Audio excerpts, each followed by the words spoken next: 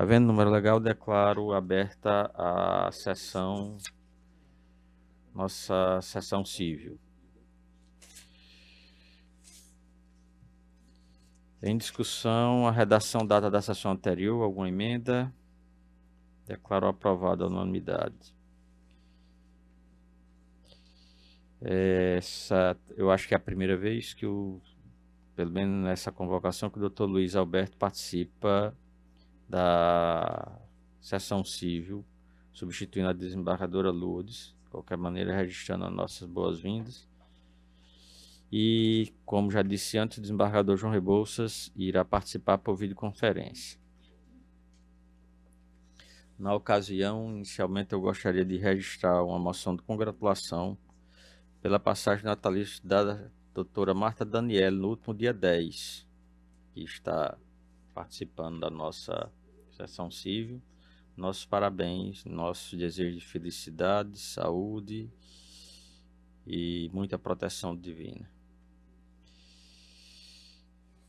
Temos em pauta o incidente de resolução de demanda repetitiva 081-344605, da relatoria do desembargador João Rebouças. Quem passo a palavra? Senhor presidente, o som está chegando audível? Estamos ouvindo bem, desembargador. O voto está disponibilizado no sistema. É um voto um pouco longo, por causa da complexidade de constitucional. Fiz um resumo aqui para tentar deixar mais evidente o nosso posicionamento, né? O IAIDR sigue-se ao reconhecimento da nulidade de 5 questões da prova objetiva para ingresso no cargo de técnico judiciário da nossa Corte de Justiça. Eu iniciei o meu entendimento refutando a tese da Fundação Getúlio Vargas, de que é vedado ao Poder Judiciário anular questões objetivas de concurso. E o fiz porque o Supremo mitigou essa restrição, tema 485, dizendo que é possível a anulação de questões de concurso público, principalmente quando é evidente a sua ilegalidade, patologia, ou quando ainda é violadora dos termos do edital. Digo que essa matéria não é novidade na nossa Corte.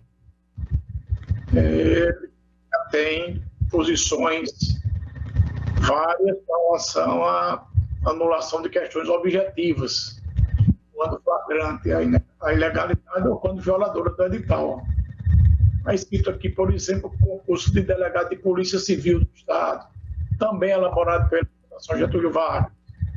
Faço menção ao agravo do instrumento 084, 42, 12, 44, da relatoria do desembargador de Leandro Mota, e o acordo 084, 49, 162, 96, da relatoria do desembargador Virgílio Macedo Júnior. Do concurso da Polícia Militar também, eu cito aqui um agravo de instrumento 081, 39, 85, 05, da relatoria da desembargadora Lourdes Azevedo. E cito um outro agravo de instrumento 080, 4583, 60, referente ao concurso para servidor da Assembleia Legislativa da minha relatoria. Todos anulando questões, debatendo questões objetivas quando é evidente a ilegalidade ou violadora dos editais. E nessa linha, eu passei a discorrer, cada tópico, né, das 5 questões, e individualmente eu proponho a fixação de algumas teses e eu faço dizendo o seguinte: primeira questão a ser analisada neste incidente exigia dos candidatos acerca do regimento interno do Tribunal de Justiça do Rio Grande do Norte. Se não, vejamos. Transcrevo a questão, peço venha ler, porque está no voto, todos conhecem, né? Ana, recém-possada no cargo e tal, foi lotada em determinado órgão fracionário deste tribunal e se pede qual seria, vamos dizer assim, de que deveria atuar nos processos que exigissem atuação de revisor. E a ação Getúlio Vargas indicou como correta a alternativa E, revisões criminais. Sem muita discussão, e penso venha quem pensa diferente, a revisão criminal é da competência do pleno, como nós sabemos. Não há revisão criminal em órgão fracionário do tribunal. Isso está no regimento interno, né? 13.4, letra H, fala da competência do pleno para a revisão criminal. E a servidora, no caso, estaria lotada no órgão fracionário, mesmo que ela tenha tomado posse no tribunal, no quadro, mas ela está lotada no órgão fracionário. Então, a atribuição dela é junto ao órgão fracionário. Ninguém pode confundir o órgão fracionário com o órgão plenário. E eu trago aqui nessa linha precedente do Supremo Tribunal Federal, da relatoria do ministro Alexandre de Moraes, no recurso extraordinário 79.19.32 de Brasília. Então, eu reconheço que a ação não adentrou nas normas regimentais do nosso tribunal, não fez a diferenciação entre órgão fracionário e tribunal pleno. Cito duas passagens do livro Regimento Interno do Tribunal, comentado, página 109 e página 229, e digo que Ana, por estar lotada em órgão fracionário, não poderia a revisão criminal ter essa competência do órgão fracionário, porque, em caso, repite, a revisão criminal da competência do tribunal pleno, o que torna absolutamente incorreta a alternativa E, por isso, eu estou julgando, caminhando o meu voto pela anulação da referida questão, inclusive citando aqui um precedente da doutora Marta Daniele, no agravo do instrumento número 081-11-983, 28, agora 2003, de 25 de setembro de 2023, nessa mesma linha. E cito também dois agravos de instrumentos, vou pedir permissão para não ler os números, da relatoria da desembargadora Lourdes Azevedo e outro do desembargador Expedito Ferreira. E por isso que eu estou entendendo que, na hipótese, a violação ao 29.5.1 do edital e com a permissibilidade da jurisprudência defensiva do STJ e do Supremo, estou propondo uma tese. Hoje vou deixar isso. Quanto à segunda questão, a de direito, a questão 31, e houve uma analogia na medida em que violou a segurança jurídica, a confiança. Já que em outros concursos elaborados pela mesma banca, examinadora da Fundação Getúlio Vargas, em questões idênticas foram proferidos gabaritos distintos. Aqui a discussão seria: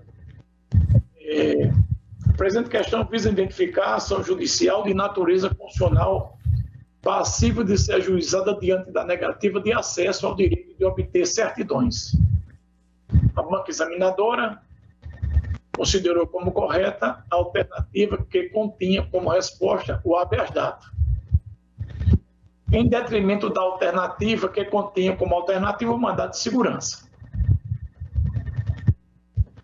Em outro concurso, aplicado pela mesma Fundação Getúlio Vargas, a saber, no Tribunal de Justiça do Estado da Bahia, para o cargo de analista judiciário, em questão idêntica, restou considerado como correta, no gabarito definitivo da referida fundação, a alternativa que continha o mandado de segurança, como ação cabível para fim de obter informação.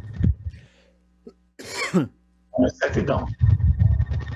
Se não, vejamos do seguinte contexto. Aí eu escrevo a questão da prova do nosso tribunal e da prova de analista judiciário do Tribunal de Justiça da Bahia. E as alternativas. Eu digo né? Se a fundação do concurso da Bahia fez questão de destaque por não certidão, é porque tem conhecimento claro. Quem se trata de certidão, o remédio funcional adequado é o mandado de segurança. Peço venha para quem tem diferente, mas esse é o meu entendimento. Inequivocamente deve ser desafiado por mandado de segurança, criando com isso uma disparidade injustificável no tratamento dos candidatos. E nessa linha eu venho aqui defendendo, com relação a esse quesito, Padre Virgílio Macedo Júnior, no agravo do instrumento 081, 4991 de 2013, também adotou esse mesmo que é o equívoco na resposta atribuída pela parte errada política legalidade da boa-fé objetiva, como gerou o tratamento dos candidatos. Então, em face disso, eu estou aqui, cito mais algumas ponderações, defendendo essa posição, dizendo que a banca não pode mudar aleatoriamente a resposta para questões idênticas, até porque nós sabemos que os candidatos, eles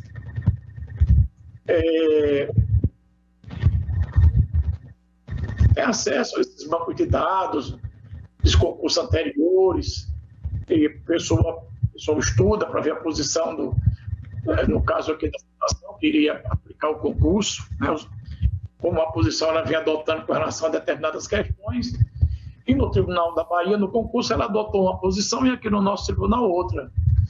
E por isso eu digo que é flagrante a questão do exame, já que ao desconsiderar seu próprio precedente, a Fundação viola os princípios da segurança jurídica, legalidade, na mesma linha que o Padre Virgílio adotou no agravo mencionado. Estou fazendo aqui uma sugestão de tese que vai ficar para o final. Com relação à terceira questão, são só 5, estou na terceira já, é de direito civil, apresenta o enunciado cuja alternativa indicada pela banca como correta foi o IE. Aí ele fala aqui que durante Márcio, em seu da redação, que diz que Angelina deseja propor ação em face de Márcio, seu ex-marido, para o qual a lei prevê a competência no local do domicílio do réu. Márcio reside em Natal durante a semana e tem uma casa na Praia de Bahia Formosa, onde vai todos os finais de semana, e um sítio em Monte Alegre, passa as férias. Nesse caso, a ação poderá ser proposta em a alternativa que a banca entendeu correta, é Natal, Bahia Formosa e Monte Alegre. A alternativa é. Eu digo que igualmente verifica a flagrante ilegalidade da questão, constatável de plano, na medida em que o sítio localizado no município de Monte Alegre, quando o demandado hipotético passaria suas férias, não preenche os requisitos para configurar um domicílio. Por conta da natureza dessas circunstâncias, essa ausência de periodicidade e de previsibilidade das férias assim o impede. Eu cito aqui uma questão idêntica no caso do Tribunal de Justiça de Santa Catarina e também da Procuradoria-Geral do município de Niterói. Bem parecido quando as alternativas são de formas divergentes. E a Fundação, nesses outros 2 concursos, ela considerou como domicílio o local onde a pessoa passa suas férias. E aqui, na nossa, ela considerou como válida, como normal. Aí digo eu, em crises que admitir a existência de 2 questões idênticas em concurso diversos, elaborado pela mesma banca da Fundação Getúlio Vargas, porém com gabaritos diversos, seria admitir como normal uma armação, uma espécie de pegadinha, a meu ver, desleal e sem observar as melhores práticas republicanas, já que adotou critérios divergentes para situações idênticas, e dando resposta diferente para a mesma questão. Eu ainda digo mais, que o município, no caso nosso, de Bahia Formosa, não se classifica como comarca. No termo da nossa Lei 643, que é a nossa loja, é termo judiciário. E nessa linha que eu venho aqui adotando, trago um precedente aqui do eminente desembargador Bandeira Monteiro, no julgamento do agravo de instrumento. Está aí o número, peço permissão para não citá-lo, julgado em 18 de outubro de 2023, nessa mesma linha. Inclusive, Sua Excelência disse que Bahia Formosa é classificado como termo da comarca de Canguaretama, de modo que a ação não poderia ser proposta nessa localidade, diferentemente do que sugere o enunciado da questão. E há também a forma apontada de forma equivocada pela banca examinadora da Fundação. E também nessa mesma linha eu cito um agravo de instrumento do desembargador Vivaldo Pinheiro, também julgado em 23 de 10 de 2023. E eu sugiro aqui uma terceira tese, também pela anulação, que depois a gente vai ler ao final. Na questão de direito processual civil, que é 48,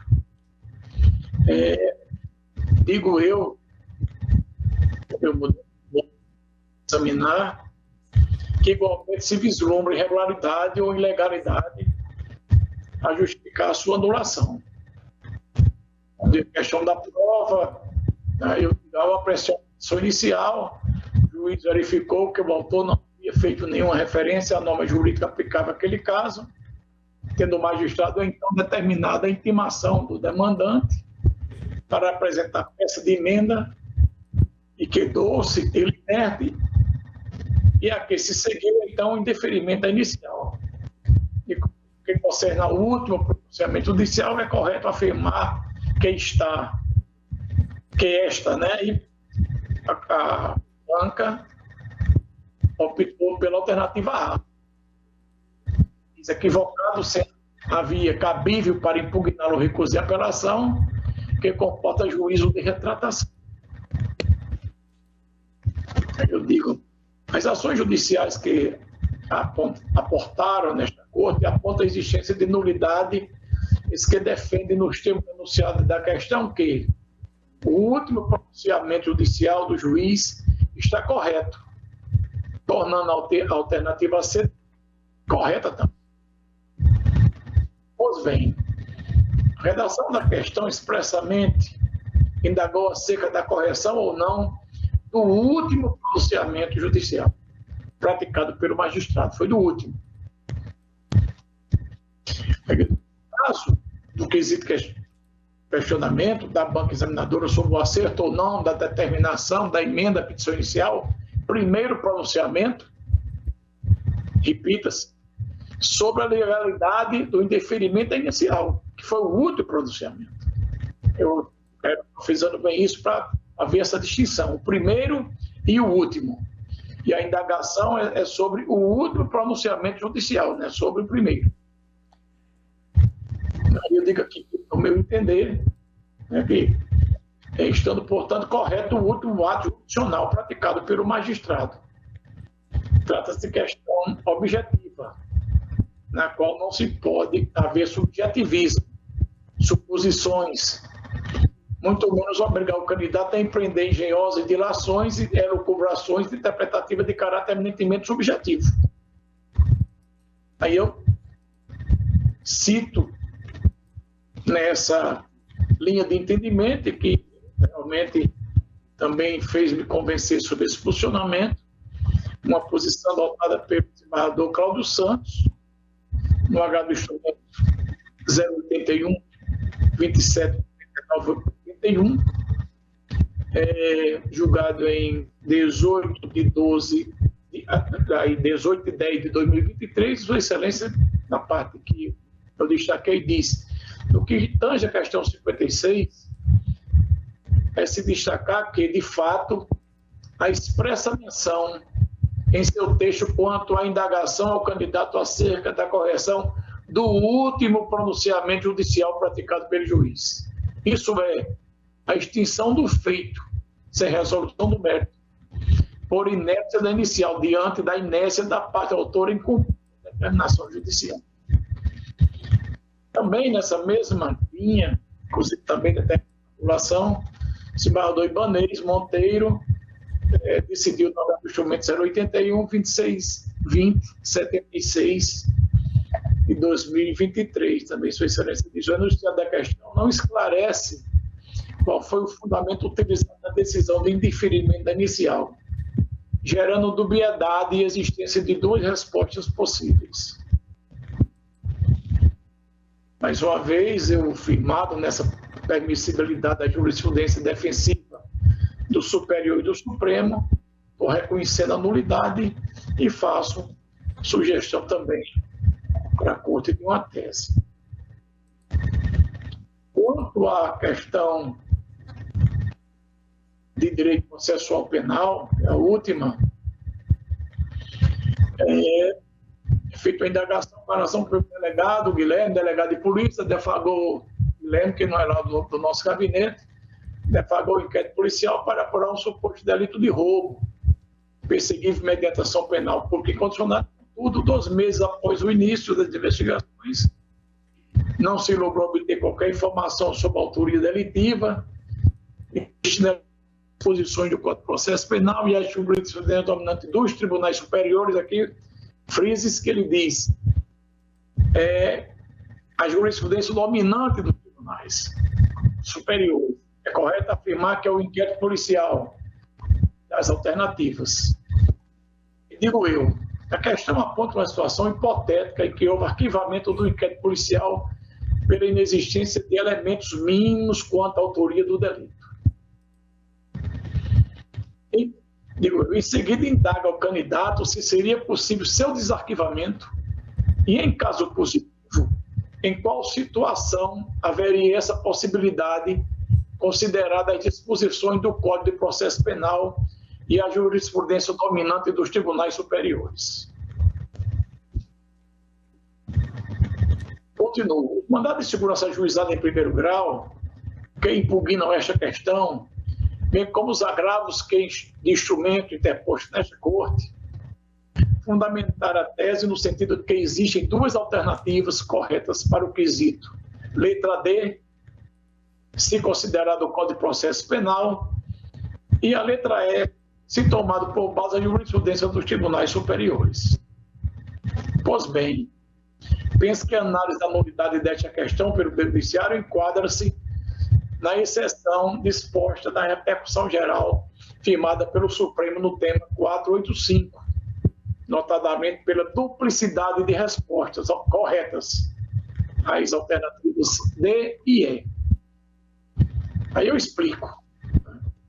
A alternativa D está correta porque retrata a disposição expressa do artigo 18 do Código de Processo Penal. E eu transcrevo o artigo 18. Depois ter ordenado o arquivamento do inquérito pela autoridade judiciária, por falta de base para denúncia, a autoridade policial poderá proceder a novas pesquisas, se de outras provas tiver notícia. Fecho aspas. Todavia, adentrando na seara jurisprudencial, a alternativa E encontra-se igualmente correta. Na esteira do entendimento consolidado do Supremo Tribunal Federal. E aqui eu cito um precedente da relatoria do ministro Ricardo Lewandowski, quando Sua Excelência diz que a superveniência de novas provas relativamente a algum excludente de ilicitude admite o desencadeamento de novas investigações. Supremo Tribunal Federal, habeas corpus 87795. E também cito um outro precedente do ministro Roberto Barroso, que ele foi o relator originário, mas relator para o acordo do ministro Gilmar Mendes. Sua Excelência, na parte maior destaque para o nosso entendimento, o arquivamento parcial das investigações, ressalvada a possibilidade de reabertura caso surjam novas provas, nos termos do artigo 18 do Código de Processo Penal. Então, também, o ministro Gilmar, como relator, faz essa ressalva. E tem um outro também, a relatoria do ministro Gilmar, aqui ficou vencido o ministro Fachin, que era o relator originário, quando ele ressalvada a possibilidade de reabertura caso surjam novas provas. Então, nesse contexto, continuo eu dizendo, o julgado da Suprema Corte menciona que é possível desarquivamento do inquérito civil em caso de superveniência de novas provas. E a questão pergunta qual é o entendimento dos tribunais superiores a respeito do tema. E a alternativa está igualmente correta, que é a da fundamentação do Código de Processo Penal. E também eu escrevo dessa linha de entendimento que fortaleceu também ainda mais o nosso entendimento, dentro do desembargador Cláudio Santos, eu transcrevo a parte que eu entendi mais forte para o nosso entendimento, no agravo do instrumento 081, 2749, 81, 2023, julgado em 18 de outubro de 2023. Então, digo eu que logo, como forma de restaurar a justiça, a equidade e a transparência no certamentamento, considerando a existência de duas alternativas, a meu ver, possivelmente corretas, declara a nulidade da questão e propõe a elaboração da seguinte tese. Pronto. Aqui são as 5 questões da minha forma de entender. E, inclusive, digo que a Fundação vem executando outros concursos, e digo que, como exemplo das arbitrariedades citadas acima, enquanto fazer um registro, eu entendo importante que em outubro deste ano, o juiz da 9ª Vara Federal da Justiça Federal do Distrito Federal, em ação civil pública proposta pela Procuradoria da República, suspendeu o concurso da Receita Federal, elaborada pela mesma Fundação Getúlio Vargas, tendo em vista a não anulação pela banca de 9 questões objetivas. Então, digo eu que, no meu entender, não haverá outro momento para se fazer justiça aos candidatos e minimizar a prática das mencionadas condutas, senão agora, através do julgamento deste incidente. E trago uma matéria também dos efeitos da decisão, faço algumas ponderações com relação ao Instituto, criado pelo legislador processual, com o fito de acelerar a formação de um precedente com eficácia obrigatória e vinculativa. Cito doutrinadores sobre a matéria e digo que aí faço aqui uma interpretação, inclusive em consonância também com o parecer da Procuradoria da Justiça.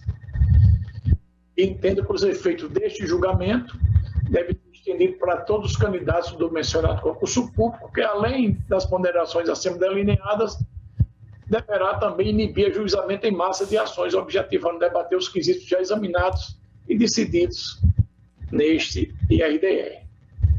E é assim, senhor presidente, em consonância com o parecer da 8ª Procuradoria de Justiça, que estou julgando procedente esse incidente de resolução de demandas repetitivas para anular 5 questões do concurso público do Tribunal de Justiça do Rio Grande do Norte, técnico judiciário, e propor as teses que estão aí expostas no final do voto, senhor presidente. É como eu estou aqui um resumo, porque o voto é muito longo, e agradeço aos colegas a atenção. Não estou muito bem com a vista, fiz um pequeno procedimento na visão, por isso também que não disponibilizei o voto com antecedência, peço minhas desculpas, mas estou aqui, me acho a fazer qualquer esclarecimento. Nós temos alguns votos já registrados no sistema e, especificamente, nós temos 3 divergências apresentadas até o momento. Essas divergências são do desembargador Cornélio, desembargador Dilermano e desembargador Expedito. Eu perguntaria ao desembargador Cornélio se queria fazer alguma consideração. Quero. Desembargador Dilermano, quer expor o voto do excelência, desembargador? É um voto divergente, o cabeça, como você diz, né? E o meu voto, porque tem divergência com o voto do desembargador Dilermano e também com o voto do desembargador João Rebouças. Então, talvez seja melhor, presidente. Pronto, então vamos aqui pela ordem. O desembargador Dilermano fazer um resumo das suas divergências a respeito. Excelência, eu estou votando em parcial consonância com o voto do ministro relator pela procedência parcial do incidente, com consequente acolhimento das declarações de nulidade que constam nas teses 3, com esta com as alterações sugeridas, e 5. Então, 3 e 5, ressaçando as alegações de nulidade em relação às demais questões. Acompanho o ministro relator, por fim, no que concerne aos efeitos da decisão final deste colegiado. Em resumo, então, anulando apenas 2, não é? Apenas 2. Acolhe a tese, a terceira e a quinta, não é isso? Correto. E diverge nas demais.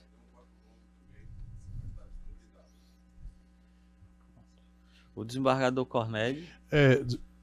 Desembargador, é o seguinte, senhor presidente, nessa questão do regimento interno do TJ, prova tipo 1, 24, prova tipo 2, verde número 26, prova tipo 3, amarelo número 27 e prova tipo 4, azul número 23. Então, nessa questão que analisa o regimento interno do tribunal, eu estou concordando com o voto divergente. O voto do desembargador Dilermano pela ausência de teratologia macular e rigidez da questão, né? Mas, o desembargador Dilermano, se eu não entendi mal, ele acompanha o relator nessa situação, não é? Não? Não é na terceira tese? Essa do regimento interno. Sim. Das revisões criminais. Essa É porque, de acordo com o número da prova, parece que muda também, não também é? Acolho a 3 e a 5, né?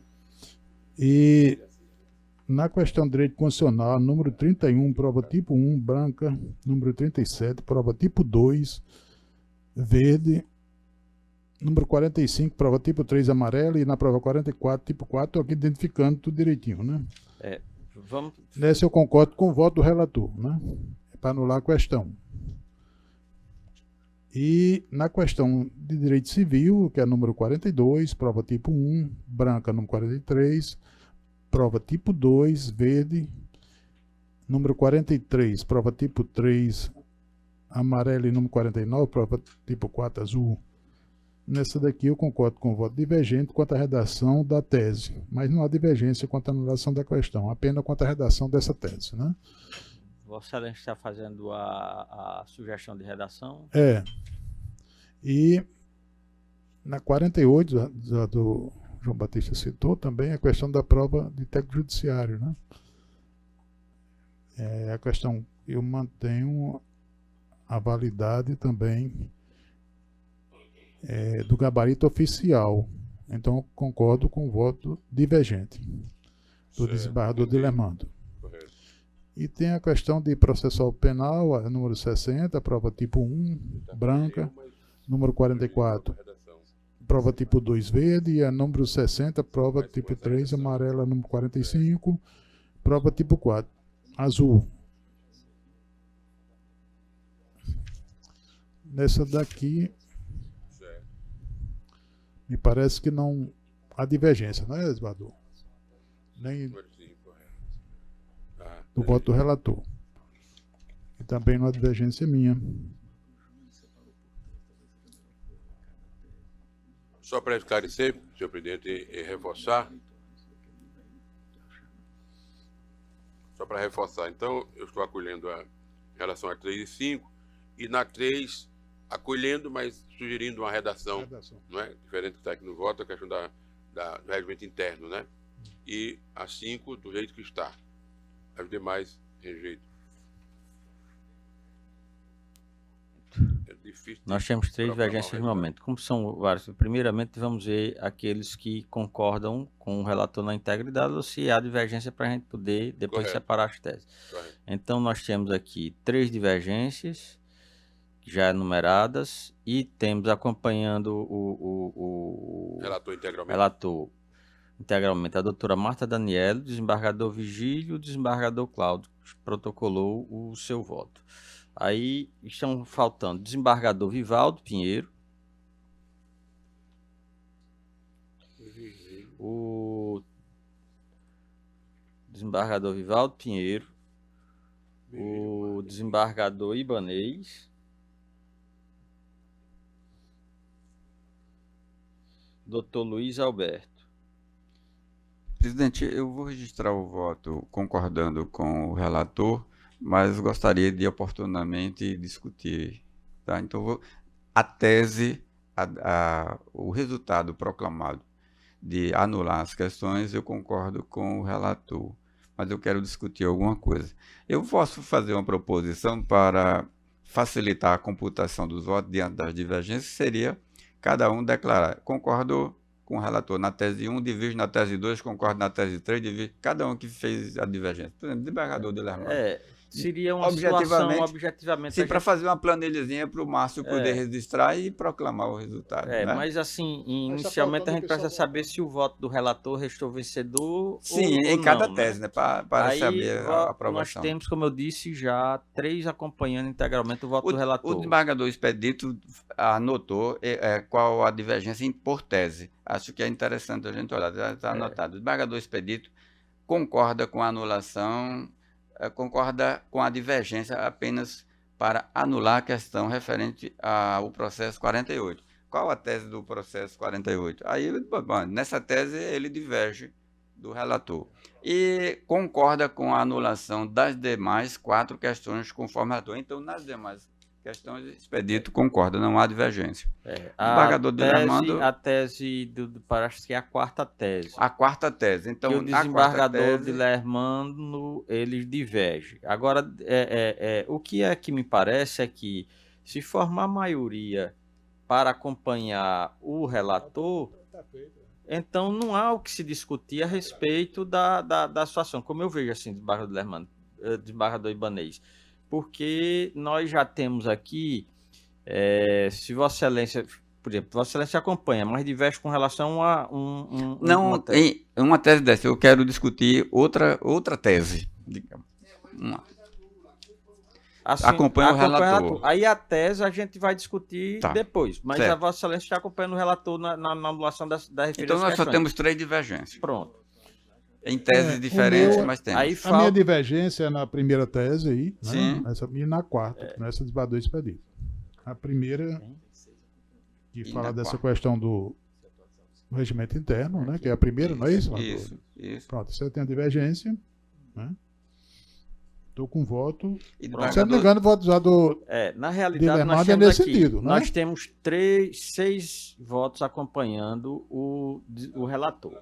Então, a questão tem do maioria. relator, do voto do relator, já restou o vencedor. Já. Não há o que se discutir. Vai Certo. se adequar ao placar, porque algumas questões foram anuladas à unanimidade.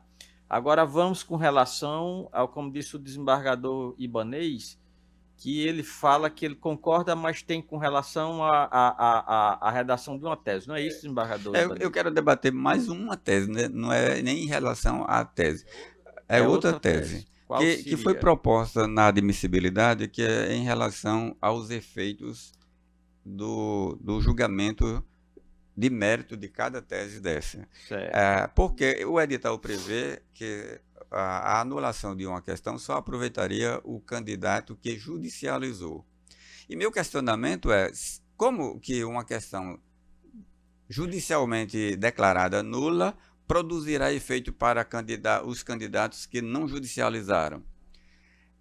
Nas 5 questões que eu analisei, por coincidência são todas essas aqui, em processos diferentes, eu examinei 2 processos, eu determinei a nulidade das questões e a computação dos pontos correspondentes para todos os candidatos, porque, a meu ver, a questão anulada não poderá produzir efeito para nenhum candidato. E alguns relatores não fizeram essa extensão dos efeitos. Declararam a nulidade conforme o edital só para aquele que judicializou, em relação ao processo examinado por alguns dos relatores. O desembargador João registra e o tribunal admitiu o IRDR, tendo esse ponto como uma das divergências apontadas.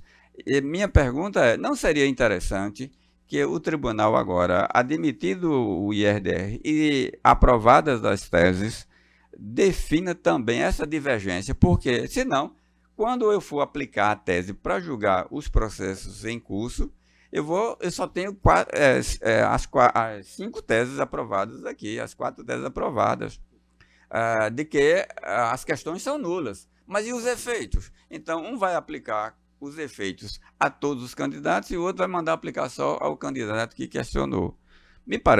Parece-me interessante que o tribunal adote isso. Há uma discussão acadêmica que o desembargador Rebouças faz referência de que o IRDR não discute efeitos de ações posteriores que virão. Obviamente que eu concordo com ele, mas nós estamos diante de processos que estão em curso com a divergência já registrada entre os julgamentos manifestados até agora.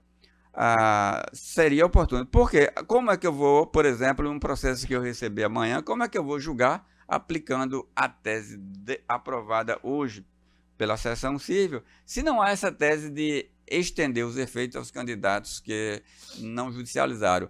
Eu não vou poder extinguir o processo, por exemplo, um processo que for judicializado depois, porque ele só vale para aqueles candidatos. Agora, o candidato que obtiver, que for, não judicializou, mas que errou essa questão, ele não poderá judicializar porque ele terá que judicializar. Aliás, ele terá que judicializar porque os efeitos da anulação não o alcançam. Então, penso que é oportuno e necessário fixarmos a tese de que as questões anuladas produzem efeito para todos os candidatos. Pois não, desembargador João. Na parte final do voto, eu digo que os efeitos deste julgamento devem ser estendidos para todos os candidatos que pressionaram concurso público, que além das ponderações acima delineadas, que eu fiz algumas ponderações defendendo essa extensão, deverá inibir o ajuizamento em massa de ações objetivando debater os quesitos já aqui examinados e decididos nesse IRDR. Desembargador, então, está estendido a todos. Agora, só se ele fizer uma tese própria, tese tal. Desembargador João, minha dúvida é essa que eu trago para debater, Vossa Excelência manifesta seu entendimento no voto, mas não transformado em tese. para ter efeito vinculativo para os demais julgadores, tem que estar na tese. E aí eu concordo com a manifestação de Vossa Excelência. Daí porque eu disse, vamos transformar o entendimento de Vossa Excelência, no final do voto, em uma tese, para que todos os demais julgadores, sejam eles de primeira ou de segunda instância, adotem necessariamente essa tese. Se Vossa Excelência concordar, haveria... Acho cabível, acho que a gente poderia fazer sim. Desembargador, essa relação, eu vendo aqui, a consideração do relator feito aqui, claramente, a respeito disso, não substitui porque as teses não são relativamente, exclusivamente sobre as questões? Mas no IRDS já registra a divergência, que há divergência de entendimento. Se não tivesse sido suscitada na admissibilidade, eu não poderia trazer uma tese nova, que seria essa dos efeitos, desembargador presidente. Aí minha questão é, eu vi o desembargador João faz o voto concordando que é assim, mas eu quero saber, esse entendimento no voto, sem constar como tese, é vinculativo? Se for, estou de acordo, não precisaríamos cimar a tese. Mas se entendemos que não vincula as decisões de outros julgadores, nós teríamos que transformar em tese. Então vamos só organizar aqui com relação às teses fixadas pelo relator até o momento. Há uma divergência parcial, mas a maioria está acompanhando do jeito que foi proposta. Perfeito. Há algumas teses, inclusive, que foram acolhidas à unanimidade, porque a divergência do desembargador Cornélio e do desembargador Dilermano não é total do voto. Então, algumas teses serão acolhidas à unanimidade. Perfeito. Isso aí a gente vai ver de acordo com quando terminar com a questão das divergências que foram apresentadas, a reunião das divergências apresentadas. A questão que vamos discutir agora é essa extensão. Aqui o desembargador João Rebouças faz referência nos seguintes termos. 2 parágrafos. Diz o desembargador João Rebouças: por isso, o intuito abraça uma nova concepção da função jurisdicional, bastante preocupado em fixar teses jurídicas para a solução de problemas atinentes à litigiosidade em massa, as decisões judiciais nele proferidas. Por isso mesmo, funcionam como guias para provimentos jurisdicionais posteriores. E, sendo assim, em harmonia com o parecer da Procuradoria de Justiça, entendo que os efeitos desse julgamento devem ser estendidos para todos os candidatos do mencionado concurso público, que, além das ponderações acima delineadas, deverá inibir o ajuizamento em massa das ações objetivando debater os requisitos já examinados e decididos neste DR. A meu sentir, ele já está manifestando a posição dele, que essa situação deve ser aplicada a todos. Não transformou em tese específica, mas a meu sentir ele deixa aqui claramente essa situação que deve ser aplicada a todos os outros candidatos. Aí eu submeto em votação como, digamos assim, uma questão de ordem suscitada por Vossa Excelência. Essa situação referida pelo desembargador relator neste parágrafo, ela seria suficiente para derimir essa questão suscitada pelo desembargador Ibanez, ou deverá ser fixada em tese própria essa extensão, ou não, se for o caso. O que eu pretendo é só isso. Essa situação. Que a Corte decida sobre essa situação. Então, vamos abster, colega, daquele que apresentaram divergência. Nós estamos falando nas teses já decididas. Estamos falando apenas na extensão. Perfeito. Eu indago, pela ordem, desembargador Vivaldo. Fixaria uma tese claramente, ou o que disse o desembargador, o relator, já supre. Em outras palavras, o que o relator manifestou, o entendimento do relator, é suficiente para dar a eficácia impositiva desses julgados a todos os processos em curso. Se for, não precisaríamos ficar a tua tese. Excelência, o próprio relator do desembargador Rebouças já disse que concordava com a sugestão do desembargador Ibanez. De fixar a sexta tese, digamos, de efeito. Engano, ele foi bem claro nisso, o desembargador Rebouças. Ele pode até... eu até perguntaria, peço desculpas ao desembargador João Rebouças, primeiramente pelo seguinte: se Vossa Excelência, como relator, entende que acolhe essa questão de ordem do desembargador Ibanez ou entende que Vossa Se o Excelência tribunal é suficiente? dessa forma, eu acho que a decisão é do pleno. A decisão, na hora que o pleno aprova, por maioria, tem que ser do relator. Mas se entende também fazer a tese, não tenho nenhuma objeção, não. Eu acho que fica mais, inclusive, com mais força, com mais positividade. Bom, desembargador Então, eu entende que concordo com a tese do desembargador Ibanez. Fica... Eu vou dizer assim, de não deixar dúvida Sim. de que os efeitos são estendidos a todos os candidatos, porque passa a ser uma tese vinculativa. Exatamente. Fica mais seguro, mais claro. doutora Marta. Igualmente, eu concordo com a ponderação do desembargador Ibanez, pelo fato de considerar que dá mais segurança jurídica aos que estão participando e aos que não ajuizaram a demanda própria. Então, torna mais seguro. Desembargador Dilermano. Igualmente, Excelência, realmente está claro, mas nesse caso, só reforça, eu concordo também. Desembargador Ibanez. Desembargador Cornélio. Eu também concordo com a mudança. Doutor Luiz Alberto. Também concordo, Excelência, porque não fica dúvida, já fica definido numa tese, conforme o desembargador Ibanez mencionou. Então, com relação à última questão suscitada pelo desembargador Ibanez, com relação a constar mais uma tese que explicite exatamente o que diz o relator aqui no final do seu veto, que seja transformado em uma nova tese, não é isso, desembargador? Então, nesse ponto, será que foi acolhida a unanimidade, correto? Isso. Assim? Correto. E o desembargador relator irá fazer a adequação no voto e nós iremos, de acordo com as divergências que já foram registradas, fazer as adequações de quais foram as teses acolhidas à unanimidade e aquelas teses acolhidas por maioria, correto? Correto. Então, nada mais havendo a tratar, declaro encerrada a nossa sessão.